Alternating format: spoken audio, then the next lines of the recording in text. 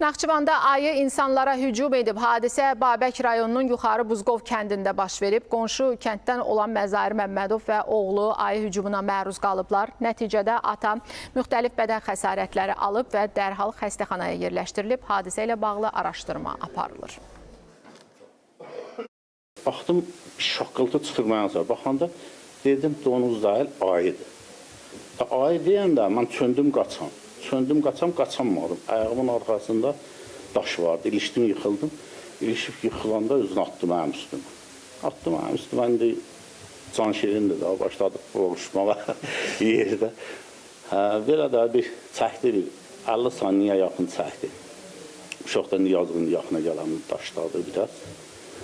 Ötürdüm, istədi gitsin oğluma sarı. Sonra nə fikirləşdi bilmirəm. Qayıtda çıxdı, getdi daha. Gördüm yuxarıdan itlər gəlir, mən dedim itlər mənə sarı gəlir. Sən demə ayı gətirirlər. Gəldim maşın yana qaça-qaça.